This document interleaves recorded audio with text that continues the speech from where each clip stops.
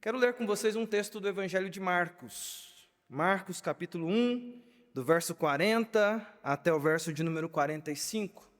Evangelho de Marcos, capítulo 1, do verso 40 até o verso de número 45. Marcos 1, do verso 40 até o verso de número 45. Diz assim a palavra do Senhor: Aproximou-se dele um leproso, rogando-lhe de joelhos: Se quiseres, pode purificar-me. Jesus, profundamente compadecido, estendeu a mão, tocou-o e disse-lhe: Quero, fica limpo. No mesmo instante, lhe desapareceu a lepra e ficou limpo. Fazendo-lhe então veemente advertência, logo o despediu e lhe disse: Olha, não digas nada a ninguém, mas vai, mostra-te ao sacerdote e oferece pela tua purificação que Moisés determinou para servir de testemunho ao povo. Mas tendo ele saído, entrou a propalar muitas coisas e a divulgar a notícia, a ponto de não mais poder Jesus entrar publicamente em qualquer cidade, mas permanecia fora, em lugares ermos, e de toda parte vinham ter com ele. Vamos orar? Pai, nós te bendizemos pela tua palavra, te bendizemos pelo Conexão, te bendizemos porque aqui é um espaço que o Senhor abriu na Igreja Presbiteriana Unida de São Paulo para proclamarmos o teu Evangelho. E como já foi bem dito aqui pelo reverendo Roster, o Senhor tem visitado as nossas vidas aqui nesses encontros de segunda-feira. Que pela tua bondade, pela tua misericórdia, mais uma vez, sejamos, ó Deus, impactados, sejamos, ó Deus, orientados, instruídos, abençoados pela tua palavra. Por isso mesmo, ó Deus, perdoa os nossos pecados. Tira as escamas dos nossos olhos. Quebra a dureza do nosso coração. Tira, ó Deus, tudo aquilo que tem deixado a nossa mente, ó Deus, ofuscada. Ilumina a nossa mente. E nos sensibiliza, ó Deus, para que possamos, ó Deus, enquanto seres que foram resgatados pelo Senhor, por meio do Teu Espírito Santo, nos permita, ó Deus, perceber a presença do Senhor agindo graciosamente neste lugar, nesta noite, para a honra e para a glória do Senhor. Senhor, temos a Tua palavra diante de nós, queremos estudar a Tua palavra, queremos, ó Deus, buscar direção da Tua palavra para as nossas vidas, e que a Tua palavra, ó Deus, venha de fato trazer, ó Deus, aquilo que precisamos para o dia de hoje, para a nossa semana, porque estamos aqui confiados exclusivamente no Senhor. Por isso pedimos a Tua bênção e que a Tua palavra fale conosco nessa noite. Esta é a nossa oração, em nome de Jesus. Amém. Meus queridos, eu quero falar com vocês sobre o tema Jesus, pastor incomparável. Tocando o intocável. Jesus, pastor incomparável, tocando o intocável. Eu gosto muito, se você costuma ouvir as minhas mensagens, ver as pregações que eu faço, você vai perceber que há uma sequência que eu repito muito nas minhas pregações, que é focar em estudar os evangelhos e o ministério de Jesus. A grande maioria das pregações que eu escrevi até hoje é focado nos evangelhos e nas mensagens que Jesus proferiu, no que Jesus fez, nos milagres, em tudo o que Jesus realizou. Eu chegava aqui para o culto, o reverendo Roster brincou comigo dizendo assim: olha, eu tenho a alegria de ter vivido nos dias do Alexandre Antunes, e eu disse o mesmo para ele, a minha alegria é estar vivendo nos dias do reverendo Roster. Mas enquanto ele falava isso, ele não sabia de um pensamento no meu coração quando eu vinha para cá. E o pensamento no meu coração era: se eu morrer, se eu vir a morrer, se Deus me chamar, e a qualquer hora Ele pode me chamar e chamar qualquer um de nós, a minha vontade é que fiquem esses registros de eu ter pregado, de eu ter tido a alegria de falar de Jesus, do Evangelho de Jesus, que esses registros fiquem, de ter anunciado o Redentor Jesus Cristo. Essa é a minha maior alegria, essa é a minha maior satisfação, ver a beleza do Evangelho, ver o que Jesus fez. E por isso eu sempre, quando prego nos Evangelhos, eu gosto sempre de começar com a sentença: Jesus, o pastor incomparável. Porque quando a gente se compara, eu sou pastor, e quando eu me comparo a Ele, não tem com o que comparar, não tem com o que você comparar Jesus. Ele é o pastor incomparável, e esse é um desses textos, porque ele vai tocar o intocável aqui. E eu quero então dividir essa mensagem em 3 argumentos com vocês aqui nessa noite, tá? O primeiro argumento é uma dependência valorosa, o segundo argumento é uma compaixão inigualável e o terceiro argumento é uma mediação anunciada. Uma dependência valorosa, uma compaixão inigualável e uma mediação anunciada. É Marcos quem está contando essa história para nós. E nós sabemos bem, quando nós estudamos a Escritura, que Marcos, que escreve esse evangelho, não era um dos 12. Eu sempre, quando estudo o livro de Marcos, eu gosto de reenfatizar essa característica. Outra característica do evangelho de Marcos é que Marcos é aquele, entre os narradores, aqueles que contam os evangelhos, os 4 que narraram os evangelhos, ele é o mais curto, ele é o mais dinâmico, e provavelmente ele foi o primeiro evangelho a ser escrito. Outra informação que eu sempre gosto de trazer quando a gente está estudando o Evangelho de Marcos é que muito provavelmente, essa é a tese mais aceita, é que provavelmente fora Pedro quem narrou para Marcos as histórias que estão aqui contidas para nós. E Marcos tem uma clara intenção: mostrar Jesus como aquele que tem autoridade sobre todas as coisas. E se você pegar aqui o capítulo 1, o Evangelho de Marcos já começa mostrando Jesus no seu ministério, exercendo a sua autoridade sobre muitas coisas, sobre os demônios, autoridade sobre enfermos, autoridade sobre questões que estão ali envolvidas naquela realidade, sobre doenças. Jesus vai demonstrando autoridade sobre várias coisas. Na sequência, Marcos mostra Jesus como aquele que tem autoridade sobre os corações, autoridade sobre a natureza. Ou seja, há um objetivo de narrativa de Marcos, que é mostrar Jesus como aquele que tem autoridade sobre tudo e sobre todos. Ele é o Senhor.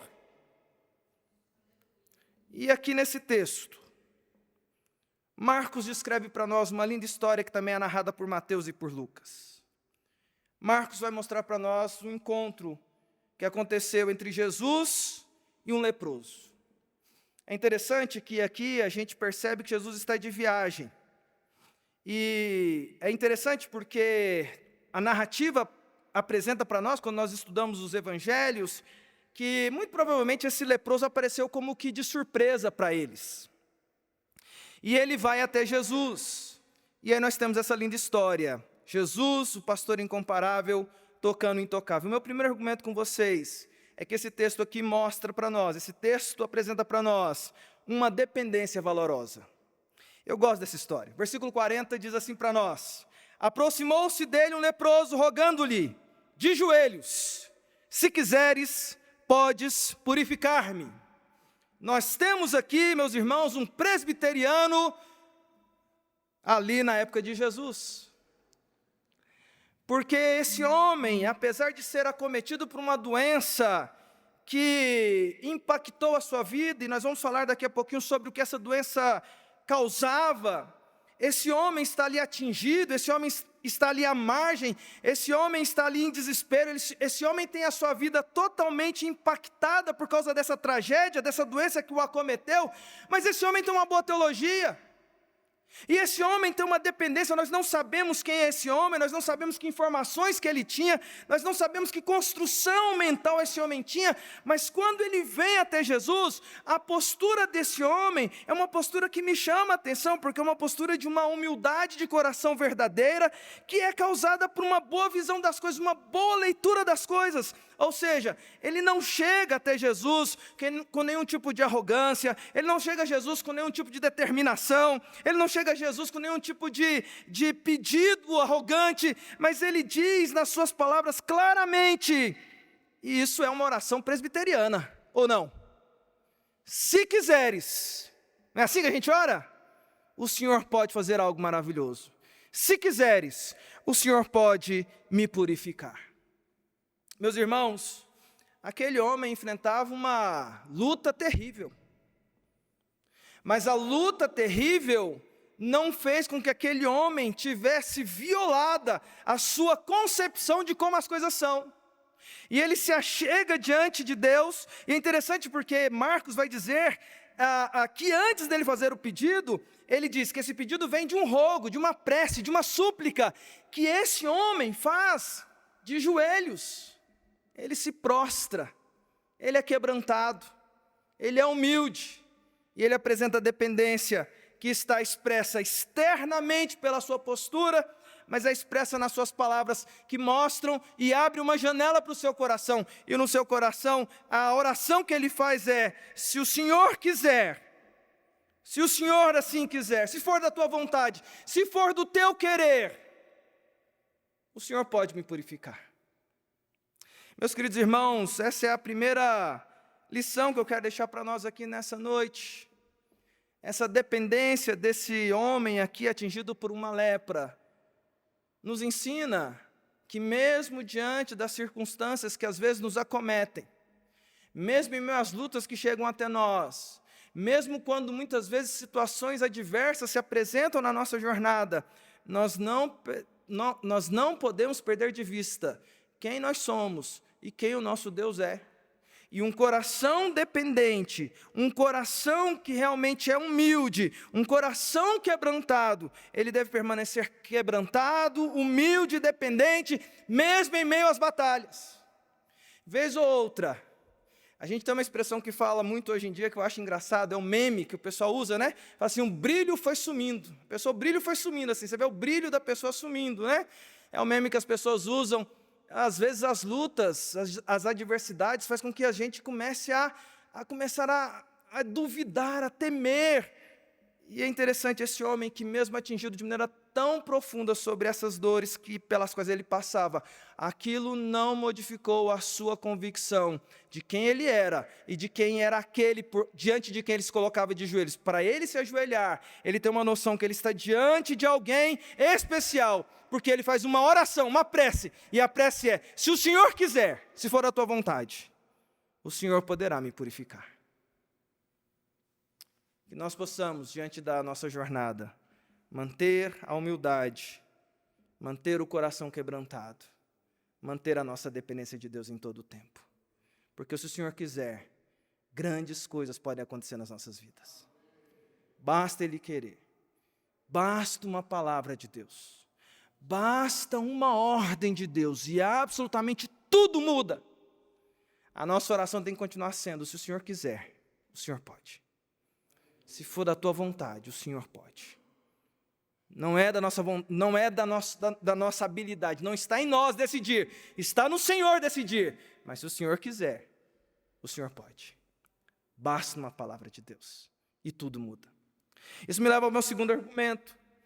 Esse homem se coloca de joelhos, esse homem faz uma oração presbiteriana, boa teologia: se queres, Senhor, boa teologia. Eu gosto desse texto, vocês já perceberam, né? Mas o segundo aspecto dessa história é que esse texto vai apresentar para nós uma compaixão sem igual. O texto diz que esse homem se coloca de joelhos e faz um pedido. E o versículo 41, como que numa câmera que mostra primeiro esse leproso que vem e aparece como que de surpresa na comitiva de Jesus, provavelmente assustando os discípulos, porque um leproso não poderia ter contato com as pessoas. Ele vem rapidamente, se prostra de joelhos, como que dizendo: Senhor, eu só quero aqui conversar com o Senhor. E ele se ajoelha, provavelmente de cabeça inclinada, e ele diz ali: se quiseres pode purificar-me. Agora, a câmera dessa história, a narrativa muda e se volta para Jesus. E o versículo 41 nos apresenta o segundo argumento, uma compaixão inigualável. E Marcos vai narrar para nós, diz assim: Jesus. E agora está falando de Jesus. E diz, a primeira coisa que Marcos quer nos apresentar sobre Jesus é o seguinte: Jesus, profundamente compadecido. E ele continua a sua argumentação. Estendeu a mão, tocou-o e disse-lhe: quero, fica limpo. Para mim essa é uma das mais lindas histórias dos evangelhos, que mostram bem o caráter do nosso Redentor. Meu segundo argumento com vocês, meus queridos irmãos, é essa compaixão inigualável de Jesus. Jesus, o pastor incomparável, tocando o intocável. Veja que esse homem está ali de joelhos, faz uma súplica, e ele não sabe que resposta que ele vai obter. E é interessante porque a lepra, ela era algo como que uma sentença de morte naqueles dias. Se hoje existe tratamento para a lepra com o nome hanseníase, né? Até mesmo hoje o termo lepra é um termo que está sendo questionado de ser utilizado. Alguns até querem mudar o termo lepra na Bíblia e colocar o termo hanseníase, sendo que a descoberta da cura da lepra foi feita depois. Mas as pessoas acham que esse termo é um termo pejorativo, não deve ser utilizado nos dias de hoje. A lepra naqueles dias, irmãos, ela segregava.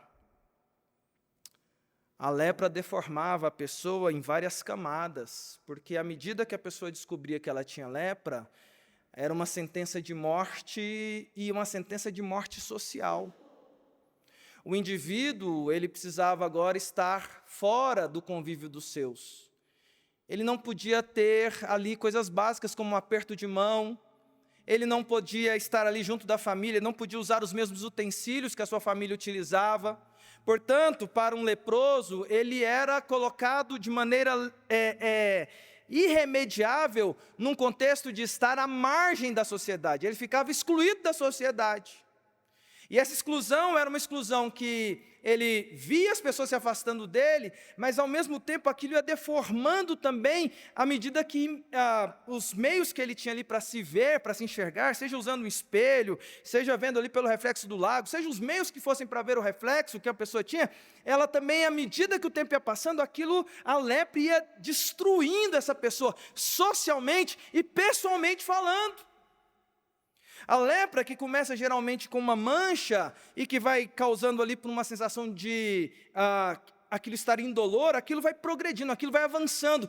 A lepra costuma atacar as cartilagens do nosso corpo. E aquilo vai sendo corroído. Uma lepra em estado avançado corrói a pele da pessoa e geralmente as cartilagens vão se perdendo. Isso aqui, que é cartilagem, que é a orelha, geralmente com estado avançado de lepra, isso aqui é consumido. O nariz, que tem essa cartilagem aqui, com estado avançado de lepra, isso aqui é consumido. As cartilagens entre as articulações dos dedos vão sendo consumidas e as pessoas vão perdendo ao longo dos anos e a pele vai ficando embranquecida. Aquilo vai causando a pessoa, vai transformando a pessoa gradativamente num monstro. Alguém desprezado. E fora isso, havia todas as regras, que eram as regras usuais daqueles dias, em que se um leproso porventura chegasse num ambiente onde tinha muita gente, ele tinha que se autoproclamar. E isso é uma coisa que dói o meu coração, porque o leproso, se tinha uma multidão, ele precisava atravessar, ele precisava estar, por algum motivo, chegou num lugar onde tinha muita gente, ele era obrigado a proclamar que ele era leproso. E a forma que isso era feito era da seguinte maneira: ele gritava, impuro, impuro, impuro. E quando ele gritava, impuro, impuro, impuro, a multidão abria para que aquela pessoa passasse. Você imagina uma situação dessa? Um dia, para mim, isso já é uma coisa terrível. Imagina você passar um mês, imagina você passar décadas, e você só ter contato ali com pessoas leprosas, você não ter mais contato com a sua família, você não ter mais acesso àquela coisa básica que a gente tem, que é um aperto de mão, um toque. Eu acho isso muito engraçado, porque, por exemplo, paulista ia sofrer com esse negócio de, se fosse daqueles dias lá, porque uma coisa que, eu lembro que quando eu mudei aqui para o estado de São Paulo, uma coisa que eu achei engraçado aqui no estado de São Paulo é o hábito dos paulistas. Bem, eu vou falar isso porque eu não sou paulista, então me permitam comentar sobre esse hábito paulista que me chama a atenção. Porque lá de onde eu venho, em Goiás, o goiano é um sujeito meio arredio. Então, quando um goiano encontra outro goiano, isso é da cultura goiana. Você cumprimenta assim e é afastado. É goiano. Goiano cumprimenta as pessoas afastado. Aqui em São Paulo, não. Já viu como é que é o cumprimento aqui em São Paulo? A pessoa vai começar, tudo bem? Já puxa você para dar um beijo. Não é verdade? Quem não é acostumado com esse hábito, lá no Rio de Janeiro é 2 beijinhos, né? Lá no Mato Grosso do Sul, onde eu morei um ano também, é 1 beijinho. A pessoa vem e puxa. É o toque. É o hábito, é a cultura. Ali na cultura dos judeus havia essa coisa do toque também muito comum. Imagina, de uma hora para outra, você não pode encostar em ninguém, porque as pessoas vão considerar você ali uma pessoa que está contaminando os outros. Você é um impuro. É mais ou menos esse o contexto desse leproso, que nós nem sabemos o nome dele. Nós não sabemos como está o estado dessa lepra. Mas nós sabemos de uma coisa, que Jesus é misericordioso. E quando esse homem se coloca diante de Jesus com essa oração humilde e dependente, o texto diz que primeiro o coração de Jesus está profundamente compadecido daquele homem que está em dores, à margem, destruído, externa e internamente. E antes de Jesus declarar, o que o texto diz para nós? Que Jesus toca. Você consegue perceber a magnitude desse gesto de Jesus? Você consegue perceber a intencionalidade de Jesus? Você consegue perceber o quanto que esse Deus que nós servimos é compassivo e gracioso? Você consegue perceber a extensão dessa bondade de Jesus? Porque assim, Jesus poderia muito bem dizer o seguinte: quero, fica limpo, e seguir a viagem e se manter distante. Mas nós não servimos a um Deus que se mantém distante, nós servimos a um Deus que está próximo de nós, Deus que é chamado na Escritura de Deus imanente, Deus que toca, Deus que se achega, Deus que anda perto, Deus que conhece as nossas dores, Deus que se compadece de mim e de você. Aliás, aquele homem está diante de Jesus impuro, e Jesus é aquele que é puro. E é interessante porque, se você pega um conceito, eu já trabalhei isso aqui até em outras mensagens, que eu gosto dessa questão de impureza e pureza, mas a lepra deixava alguém impuro pela lei. E Jesus é aquele que é o puro. Ele não poderia, tecnicamente, porque o que tem mais força ali agora? É a impureza daquele leproso de contaminar Jesus? Ou é a pureza do santo dos santos de limpar a impureza daquele homem? Jesus toca aquele leproso para dizer o seguinte: a minha pureza é capaz de limpar a sua impureza. Meu querido irmão, quero dizer para você aqui nessa noite, de vez em sempre, a gente se achega na igreja, vem para o culto, e vez ou outra a gente chega na igreja, chegamos no culto com o coração sujo. Às vezes nós nos sentimos indignos, às vezes nós nos sentimos não merecedores, às vezes nós olhamos para nós e falamos assim: nossa, isso aqui, se as pessoas soubessem, as pessoas iriam me colocar à margem, as pessoas iriam me excluir, as pessoas não iriam olhar para mim, as pessoas não iriam querer saber de mim, se as pessoas soubessem da minha lepra de verdade, da maldade que cresce dentro de mim, que eu não consigo dominar, ela vai crescendo, e às vezes é me tornando insensível para as coisas. Antigamente eu orava, antigamente eu sentia, hoje eu estou ficando insensível e parece que eu estou deformando ao longo dos anos.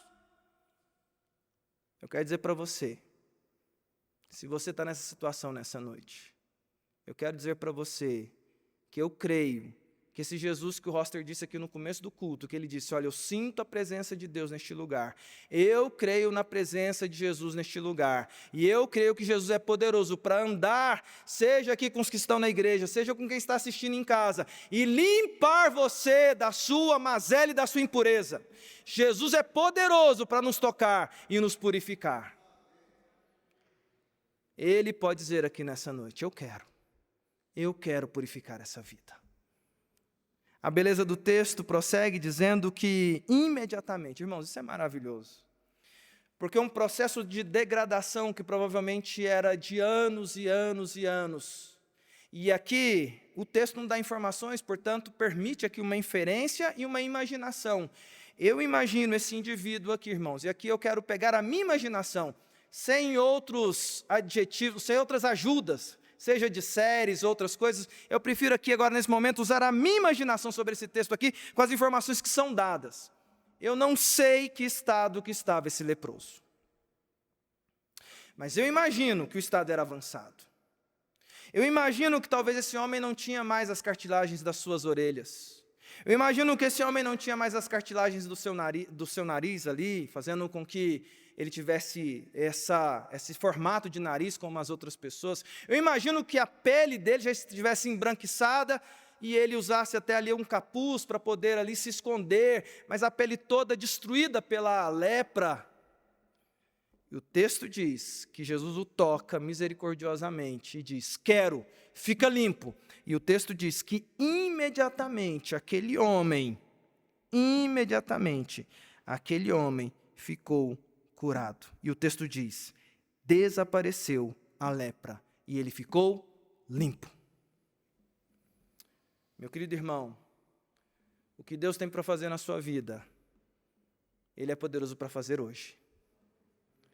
Ele pode te limpar hoje. Ele pode te fazer sair dessa igreja e sair desse culto nessa noite transformado de verdade, regenerado, restaurado, limpo e até mesmo nascido de novo, se for necessário. Jesus é poderoso para fazer isso. E nós só estamos aqui fazendo esse culto porque nós acreditamos que Jesus pode fazer alguém que está impuro ser purificado, porque Ele pode fazer isso imediatamente na sua vida. Você que está me ouvindo, você que está me acompanhando aqui nessa noite, aí no seu coração você pode dizer: Senhor, eu preciso, Senhor, por favor, faz essa obra na minha vida. Às vezes tem mazelas em nossas vidas, irmãos, que a gente vai caminhando ao longo da vida e a gente vai caminhando com essas mazelas e aquilo, e a gente vai ficando insensível com alguns pecadinhos, vai ficando insensível e aquilo, e a gente começa a caminhar com o pecado, e aquilo está lá na vida da gente, e ninguém sabe, mas aquilo está ali, e está crescendo, e a gente está insensível com aquilo. Eu quero dizer para você que eu acredito que nessa noite Deus pode libertar vidas aqui para a honra e glória do nome dEle. Que haja libertação em nome de Jesus. Eu quero ir para o meu último argumento. O meu último argumento com vocês está a partir do versículo 44 até o versículo, do versículo 43 até o versículo 45, que é o meu último argumento com vocês nessa noite. Diz lá assim: fazendo-lhe então veemente advertência, logo o despediu. E lhe disse: olha, não digas nada a ninguém, mas vai, mostra-te ao sacerdote, oferece pela tua purificação o que Moisés determinou para servir de testemunho ao povo. Mas tendo ele saído, entrou a propalar muitas coisas e a divulgar a notícia, a ponto de não mais poder Jesus entrar publicamente em qualquer cidade, mas permanecia fora, em lugares ermos, e de toda parte vinham ter com ele. Uma mediação anunciada. Esse texto aqui, eu tenho estudado ele, como eu falei aqui, se um dia ficar um legado, se um dia ficar de algo que eu fiz na minha geração, que sejam os estudos dos evangelhos. A minha maior alegria é falar de Jesus. E eu tenho estudado muito esse texto é um texto que mexe muito comigo, e eu gosto de alguns comentários sobre esse texto em especial, por isso que eu escolhi o Evangelho de Marcos, porque alguns comentaristas dizem o seguinte, que aqui Marcos vai colocar uma pista do que Jesus vai fazer. Aqui é como que um embrião do que seria na sequência o ministério de Jesus. E qual que é o ministério de Jesus? Ele é o mediador. Ele é o Redentor. E o que o Redentor faz? Ele vai trocar de lugar conosco. Se você reparar nessa história, o que está acontecendo aqui agora é que Jesus o cura. Esse homem fica com a pele limpa, eu imagino que a orelha voltou, o nariz voltou, a pele voltou ao normal, esse homem está saudável. E é evidente na cara de todo mundo que esse homem está saudável, com vestes ainda talvez envelhecidas por causa da sua situação de estar à margem, mas agora aquele homem está saudável, curado.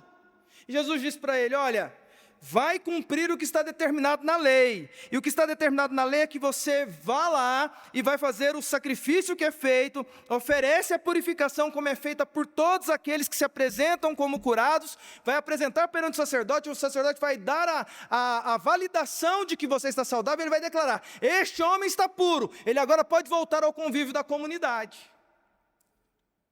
Jesus dá essa ordenança para que ele cumpra aquilo que está determinado na lei. Isso é magnífico. Mas Jesus disse para ele assim, mas não fala para ninguém. Não fala para ninguém o que aconteceu com você. Só que está na cara o que aconteceu com esse homem. E no versículo 45 diz que ele começa a propalar, porque o pessoal fala assim: mas o que aconteceu? Você estava totalmente arrebentado? Como é que você está? Como é que você aparece sem curar? O que aconteceu? E ele começa a falar que Jesus havia feito isso com ele. E aí o texto mostra uma coisa muito interessante. Porque diz assim, que daquele ponto em diante, Jesus não consegue entrar mais publicamente em qualquer cidade. É isso que Marcos diz. E Jesus precisa permanecer fora, em lugares ermos, e de toda parte vinham ter com ele. Quem é que no começo dessa história estava fora e em lugares ermos? O leproso. Quem é que estava indo em direção à cidade? Jesus. Jesus encontra com o leproso. E Jesus, como mediador que iria à cruz, faz com o leproso aquilo que ele faz comigo e com você. Ele troca de lugar. O leproso que não podia entrar na cidade, agora ele pode entrar na cidade. E Jesus é que vai ficar no deserto. Jesus é que vai ficar nos lugares ermos. Jesus troca de lugar com aquele homem dizendo o seguinte, e aqui é uma pista que Marcos dá dizendo o seguinte, é para isso que o Redentor veio, para trocar de lugar com você e comigo. Ele vai pegar a sua lepra, ele vai pegar a sua mazela, ele vai pegar a sua dor, e ele vai carregar sobre ele, e vai te dar o direito de entrar na cidade celestial. Ele vai trocar de lugar com você. Isso, meus irmãos, é uma das coisas mais bonitas, porque esse texto aqui mostra essa mediação que é anunciada, dizendo desde o começo que intencionalmente Jesus queria trocar de lugar comigo e com você. Porque a gente sabe que quando ele vai à cruz do Calvário, aquela cruz não era para ele. Aquela cruz era para mim e para você. Entretanto, ele trocou de lugar comigo e com você. Assumiu a nossa condenação para te dar algo que só ele tem, que é a justiça perfeita, e te fez justificado em Cristo, a ponto de que hoje você tem acesso à eternidade através de Jesus. Ele trocou de lugar com você. Sabe, que eu quero aqui caminhar para o encerramento, a gente precisa pensar sobre isso. Esse negócio de trocar de lugar é um negócio muito difícil. E trocar de lugar, assim, quando você está em vantagem, beleza. Mas quando é desvantagem para você trocar de lugar com outro? Já parou para pensar sobre isso? A gente, brasileiro, não quer perder nunca, né? E quando é desvantajoso para você? Eu entendi um pouquinho disso, minha gente. De trocar de lugar com alguém que está numa situação pior. Eu só entendi isso de verdade quando a minha filha Sara foi acometida pela doença que ela teve no ano passado. Quando ela teve aquele problema na coluna. Porque eu lembro direitinho, o dia 20 de agosto de 2022, quando eu fui levar ela para o hospital Alvorada Moema. No dia anterior, e naquela madrugada, a minha oração e o meu desejo no coração é assim, Senhor, deixa eu trocar de lugar com ela.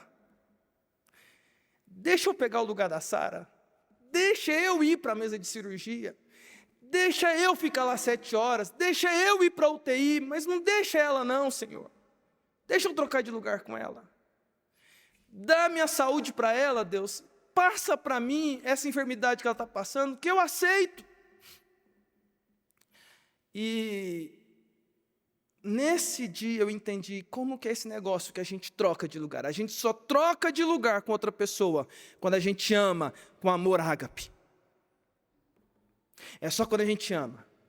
Eu quero dizer para você, Jesus trocou de lugar com você porque Ele te amou como ninguém jamais te amará. É por isso que Ele foi na cruz no seu lugar. Eu quero terminar dizendo, se Ele fez assim por você, não segura a sua vida. Entrega. Faça a troca também. Dizer para Jesus, Jesus, eu troco as minhas vontades pela vontade do Senhor. Eu quero terminar contando uma história.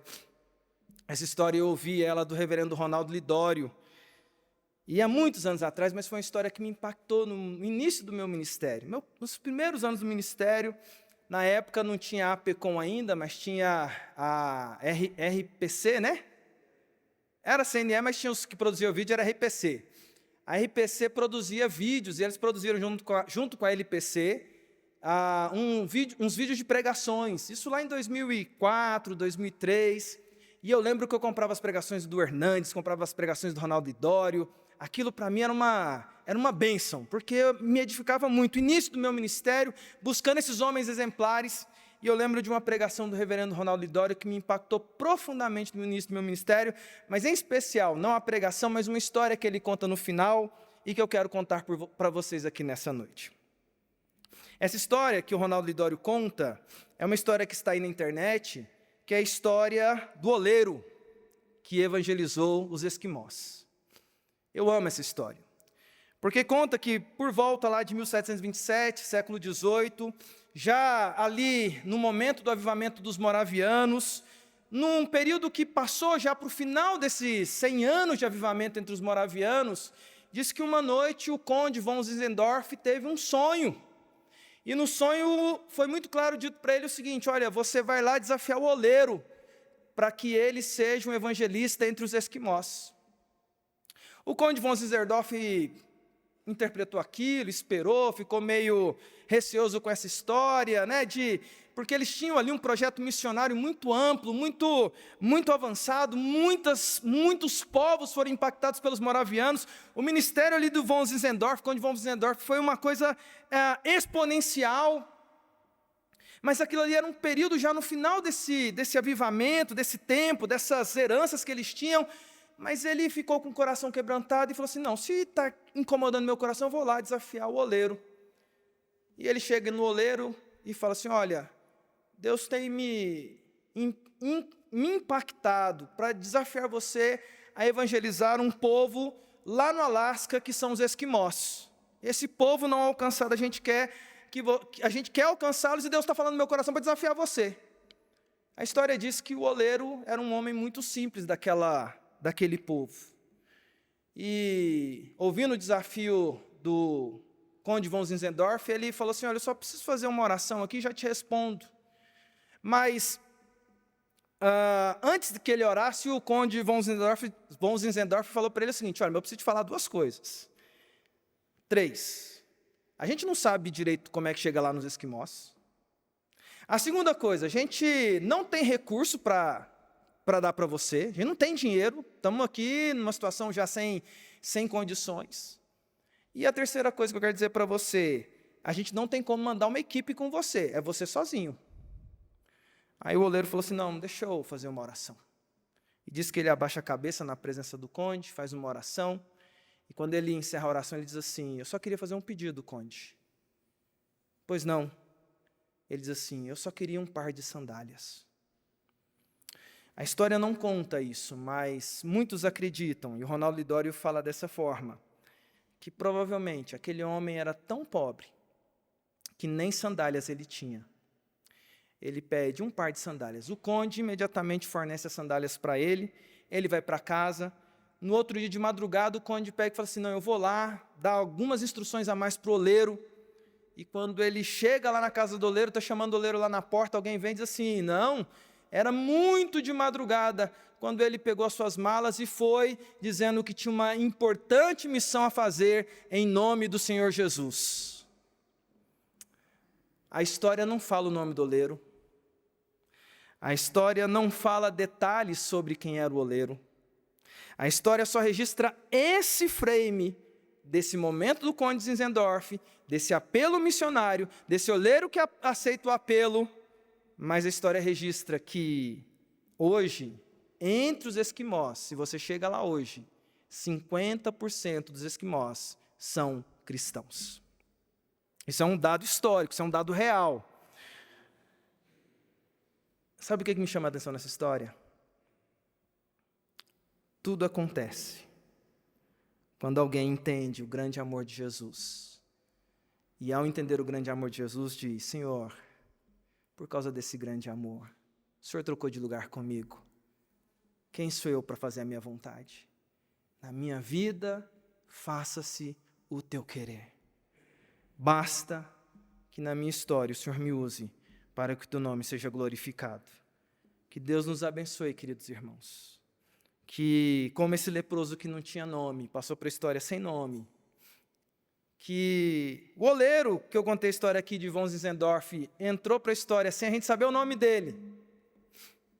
Na verdade, não importa se a história vai lembrar do nosso nome. O que importa é se Jesus foi proclamado através de nós. Que Ele use você, para que através de você, muita gente conheça esse amor, que chega ao ponto de trocar de lugar com você, assumir a cruz para te dar redenção. Que Ele nos abençoe, em nome de Jesus. Vamos orar? Te bendizemos, Senhor, por esta palavra, te bendizemos, Senhor, porque o Senhor é bondoso, tem falado ao nosso coração, tem falado conosco aqui no Conexão, e que de fato possamos, ó Deus, descansar na certeza que alguém nos ama de maneira inigualável, que é o Senhor. E que o Senhor possa libertar aqui nessa noite pessoas que estão presas a mazelas, mas mais do que isso, que neste lugar, nessa noite, também pessoas possam se despertar para fazer a vontade do Senhor, porque o Senhor continua chamando nessa geração homens corajosos, mulheres corajosas, para fazer a tua vontade, para obedecer o chamado do Senhor. Que assim seja nas nossas vidas. Esta é a nossa oração, em nome de Jesus. Amém.